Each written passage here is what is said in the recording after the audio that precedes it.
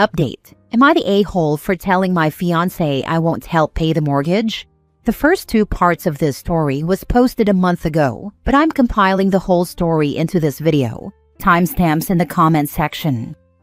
Original post. For some background, I, 29 female, and my fiancé, 30 male, have been together for 10 years. We had a baby back in 2020 and I lost my job around the same time. Our lease to our apartment was up, and my grandma offered for us to move in with her, so we did. We basically had our own little apartment rent-free. I had thrown the idea of going to school out there, and everyone agreed it was a good idea. My fiancé paid for it and my grandma watched my baby while I went to class. I graduate this semester. I did part-time for a couple semesters. My fiancé has been making $90,000 a year for the past couple years and $70,000 when we first moved in. He saved a good amount of money. We agreed to wait to get married until I finished school and we could buy a house together. We've been looking at houses more seriously for a past couple months and found one we both love. We started talking to a mortgage broker, and that's when he dropped the bomb on it being him and only him on the mortgage and the deed. He said I wouldn't have anything to do with it. I didn't say anything in the meeting, but afterwards I told him I thought we were buying the house together and I'd pay half the mortgage. He said I would be paying half the mortgage, but my name just wouldn't be on it. So I told him that would mean I'd have no right to the house. And he said he knew? He said since he saved the 40% down, that it's only fair that he has the rights to the house in case we end things. I told him if that's what he wants to do, that I'm not paying for the mortgage. I said this isn't a partnership, and if he just wants his own place, fine, but I'm not paying for it. He called me a bitch, saying that he paid for everything for the past few years, including my schooling. I told him I stayed home and watched our child so we didn't have to pay for daycare, and that ended up saving us money, since I would have been only able to work part-time. He said he didn't care, and I need to pay for half, since I already agreed to it. So Reddit, am I the a-hole for refusing to pay the mortgage? Edit to add. Originally, we were supposed to move in with my grandma for a few months, while we saved some money for renting a new place. I thought maybe it'd be a good idea to go to school, so I'd make more money, and we could potentially buy a place. My grandma said we should stay with her until I finish school so we can save up for a life together. My fiancé and I had agreed that we would be buying a house together. He paid for the schooling because we were getting married and my student loans would have been our problem, not just mine. He encouraged me to finish my education so we could give our child a better quality of life. For those of you saying him paying for my schooling would be more expensive than rent, my schooling in total costed $17,000. Across 5 years, that's $3,400 a year on average. Now for the top comments before reading the update. Not the a-hole. He got free rent and free childcare thanks to your family, which allowed him to save that money. If your name isn't on that house, you shouldn't put a dime into it. I'm honestly rethinking getting married at this point. This feels so out of left field. He's literally never treated me this way before. I thought going to school and taking care of our son while not having to pay rent would have been an equal trade to him being able to save money honestly. Couples therapist here. Do not marry someone you aren't in sync with for kids, parenting, money, religion, and managing each other's family. Or someone who calls you the B word when they don't get their way. Not the a-hole. If your name isn't on the deed, don't pay the mortgage. Honestly, I'd debate moving into a house that was just his, and then getting married. If he wants help with the mortgage, then he has to accept that you will also own the house. This was the original agreement. This is the first I've heard of me not being on the deed or mortgage. Info. Can you guys not sign a contract where he owns 70% of the equity and you 30%? He puts down 40%. The remaining 60% is split between both of you and you both pay the mortgage? He is an a-hole for how he spoke to you. It's not that I'm against doing something like this, but it feels like he's already thinking of screwing me in a divorce and we're not even married. Now for the update. So first, thank you to everyone who commented. A lot of you had great insight and were very supportive. To those who weren't, I got to see a perspective of how my fiancé might be feeling, so thank you for that too. To answer some questions, my grandma offered to give us a place to stay for a few months while I looked for a job, and so we could save some money. This was the beginning of the lockdown, and no one was sure what the job market would look like. I had brought up finishing my degree, and my grandma offered to watch my baby while I was in class. My fiancé said he'd pay for it since we didn't have to pay for rent or daycare. He called it an investment in our future. I got a Pell Grant and a scholarship, so he ended up only having to pay, on average, $3,400 a year for the schooling. If I wasn't going to school, my grandma didn't want us staying there long term. This was purely her trying to give us a leg up and help us in our future. She wouldn't have done so if she knew what my fiancé was going to do. She said this. For the update, I told my fiancé we needed to talk about this arrangement, and I asked why he changed his mind all of the sudden. He said he worked hard for his money and didn't want to lose everything if we got divorced. I said that was fair, but he's now putting me in a position to lose everything if I have zero rights to the property. He said I didn't save up the money, so the house should be his, and his alone, until and unless I put down 40% also. I asked if he'd consider a prenup that would give him the 40% he put down, and we'd split 50-50 the rest of the equity. I said this would protect the lump sum he put down, while also giving me equity I'd be paying for. He said he'd have to think about it, but he doesn't like the idea of having to sell if we split. I said then he can get his own place that he can afford on his own if he doesn't want me on the title that badly. This one he could barely afford with just his income.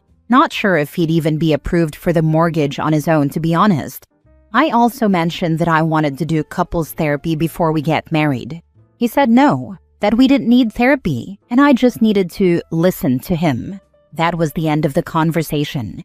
I don't know who this person is. This is not the man I had a child with. The man I had a child with massaged me every night while I was pregnant. He listened attentively to every random thing I wanted to talk about. He treated me with the utmost respect. He was the only person I wanted with me while I gave birth. He used to say he could never hurt me or screw me over because it'd hurt our child. I love him so much. I don't know what happened. I would not marry this man or buy a house with him. Time to set up some co-parenting guidelines and go your separate ways. He showed you who he is. Believe him. Yep, see a lawyer about custody, child support, and get a third-party co-parenting app. Because anyone that say OP needs to just listen to him won't be the easiest person to co-parent with. I still don't get how he thinks the 40% down payment is all his, when he saved it by living rent-free at grandma's. Your offer was very generous, OP. I would end this thing and sue him for back rent or breach of promise. This whole thing stinks. Glad you got an education out of it anyway. I don't know how he has any percent down if he can't qualify for a mortgage without her. We were just talking to a mortgage broker. Nothing has been signed yet. She asked if it would be both of us on the application, and that's when he said no, it'd just be him. I was just saying, considering the price of the house, I doubt he'd be approved off his income alone. OP, you need to run. This can get very dangerous very fast.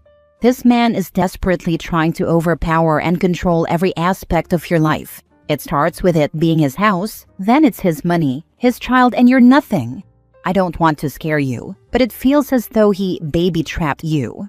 Meaning even if you decide to leave him, you'll be tied by the child you share. He doesn't want to do therapy because he is aware of his behavior. He knows what he's doing. The therapist will know his true intentions and expose them. He's trying to gaslight you into thinking he's not being abusive. Please get separate accounts and stay at your grandmother's place until you can get a place away from him. We do have separate accounts, thankfully. He'll have zero access to my money once I start my job in a couple weeks. Now for the second update. Thank you to everyone who commented on my last post. You've shown me I'm not alone in this, and that other people have gone through the same. I also feel vindicated in my decision not to pay half the mortgage if I'm not on the deed. Thank you. Anyways, tonight he and I got to talking about the arrangement again. He said he didn't want to do the prenup I mentioned in my last update. So I told him my final offer was couples therapy and getting married before we buy a house. I told him we should get a rental temporarily until we figure everything out and come to an agreement. He outright refused again. He said he didn't want to waste money renting. He then said, I'm not entitled to any of his money, and he won't buy a house after we marry because I'll just win it in a divorce. I said, fine, we won't get married. He asked if I was breaking up with him, and I said I didn't know, but I needed space. He lost it, called me a bitch and a gold digger, and told me I owe him $30,000. I don't know where he got this number from. He said I'm used up, and no one will ever want me again. He went on ranting, yelling at me, for about 3 minutes until my grandma came over to us and told him to leave. He's staying the night at a hotel and has called me repeatedly. He's left a few angry voicemails. I feel so numb. My baby is confused and keeps asking why I'm upset and where their dad went. I hate this so much. To everyone who mentioned he might have gotten in with the manosphere or red pill content, you were right. I looked at who he subscribed to on YouTube, and sure enough, I saw some notable channels of the sort. Safe to say he's fallen down the manosphere rabbit hole. I know the man I fell in love with is gone, and there's nothing I can do about it. There were definitely signs I didn't notice. He always said he was saving his money, and he was buying a house. He also said on more than one occasion he was the man of the house. He got really big on being a provider and protector stuff. I didn't put it all together until now. His behavior change has been pretty recent, like the last 8 to 9 months. That's it. My life is a crap show. Writing it out has been somewhat therapeutic. Thank you all again for your support. Keep the voicemails and messages he sends. You may need them. Get ready to go to court to custody and child support. Do not be alone with this man. Grandma is awesome. But if he comes back and is yelling and acting up, call the cops. Yeah, props to your grandma for sticking up for you. She is amazing. Yeah, if Fiancé is asking for money, remind him that grandma would want back rent. Your life is not a crap show. Imagine if you moved into that house, paid for a few years, and actually married him. That would be a colossal crap show. I'm so sorry you are going through this, but you found out before taking these next big steps. You have your degree, family support, and your kid. You will be fine. Please talk to a good lawyer, custody, child support, and save and document everything. Thank you, you're right. It could have been a whole heck of a lot worse, lol. Hugs. He might try to make things up in a few days. Don't forget he's already shown you how he really feels and what he really thinks. Anything he does without proving he did the work to change is him manipulating you. He wants you dependent and obedient. You need to file for child support and get with lawyer ASAP. It blows my mind that these guys ruin their lives over a podcast. I mean, seriously, before all this, he was the only person I've ever met that matched me so well. We had similar temperaments, hobbies, outlooks on life, and aspirations. It truly felt like a perfect match. But he's made his choice. Nothing I can do about it now. Third update a month later. I've had a lot of people reach out and ask for an update, so here it is. A few days after my last update, he texted me and asked if we could meet to talk. I agreed, and left my kid with my grandma and met him at a coffee shop. He started with an apology and went on about how that wasn't him, and he's a good guy. He just drank too much and lost control. He asked me if I wanted to get married still, and I said no. He asked if he could move back in so we could work on things, and I said no. He even offered to do couples therapy, and I said I'd have to think about it. He got quiet and asked if I ever even loved him. I said I did, but I can't handle the whole woe is me thing he's been doing. I said I would have never tried to screw him over in the case of a divorce, and that if I didn't love him, I would have never had a kid with him. I said he needs to do individual therapy before I'd consider doing couples therapy with him. He got angry and yelled that I needed therapy more than he did, and he refused to do it without me. He got up and said he's going to take me to court and fight for full custody, and that I'd never see a dime from him. I'm assuming he meant child support. Since then, he tried dropping by unannounced to take our kid. My grandma's lawyer friend, technically her friend's son, told me that since we don't have a custody agreement in place, it's a free-for-all, and he could legally take him across state lines. He said it can be much more difficult to get him back, especially if we don't know where he is. So I didn't let him take our kid, but said he's welcome to come visit, but he's not leaving with him until we have a custody arrangement in place. That ended about as well as you could imagine. My grandma told me I can stay as long as I need, and I got my kids signed up for daycare. That's all for now. I'm hoping we can find an arrangement without courts, but we'll see. You need to get a lawyer's stat and discuss the situation with the daycare. You don't want him showing up to the daycare and taking your son without you knowing.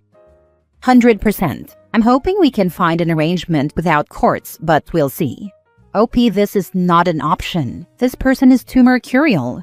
You need a lawyer. And to ask for parenting classes, all communication through a parenting app, no interstate or international travel, fair visitation for him. It is just too much of a risk to do this outside the court system. Absolutely this. Court order is needed. If I was OP, my child would not be in a daycare until after a custody agreement, with restrictions on the dad to not take off with the kid. He has already threatened to do this, so I would not risk having my child kidnapped by their father. Last story. Am I the a-hole for breaking up with my boyfriend after he chose our supposed future kids over me? I, 21 female, have been dating my boyfriend, 22 male, for 4 years now. We recently started talking about our future together, and the kids issue came up. He has known for a long time now that I've always been iffy about kids. He, on the other hand, insists that he likes kids and would like to have them in the future. This issue has often caused a massive strain on our relationship, but we've chosen to cross that bridge when we get there. So, this past Saturday, the issue cropped up and the conversation turned into a sore argument. My boyfriend said that living without kids would make his life pointless, and he feels like he would resent me in the future if I made him do that. I listened to his argument, and it made sense. After all, we're both young and have some more time before we get there. So, naturally, I'd assume that maybe I'd change my mind in the future and we'd be able to have those kids. I shared these sentiments with him, to which I got a positive response. But here's where things got heated. After I told my boyfriend that it would also be kind of unfair to force myself into having kids if I'm not prepared, he suddenly changed the tone and said he would have no choice but to dump me for someone that would give him kids. This came as a surprise, because I had assumed that he only wanted kids with me and would also try and view things from my perspective. I felt so bad because I expected the same support I had shown him when he told me he would resent me for not having them. I explained my disappointment, to which he said that he was equally disappointed at me for being selfish. I got mad and broke up with him then. We haven't talked since. So, am I the a-hole for leaving? Now for the comments. You're doing the right thing by leaving. I stayed with someone who wanted different things for 6 years, thinking love would be enough. Spoiler alert, it wasn't. Kids are a fundamental compatibility issue, and you're smart to recognize that at 21. I think this sums up my feelings. I've always believed that our love would be enough to overcome such obstacles, and it was sort of a rude awakening for me on how things panned out. Kids or no kids isn't an obstacle to get over. It's almost as big an incompatibility as a straight woman trying to date a gay man. People wanting kids and people who don't want kids should never date. That's an excellent comparison and should be highlighted. It's really not a compromise issue. The amount can be compromised, 1 versus 3 for example, or the when, before 30 versus after 30. But if one absolutely wants kids and one absolutely does not, it's not possible to work out, and continuing just prolongs the inevitable. The two of you are not compatible. Sorry. It's best if you separate and find people that have the same future plans, or are at least able to speak about the future without emotional threats. Do not stay with someone that wants kids if you are unsure if you do. It will lead to heartbreak for both.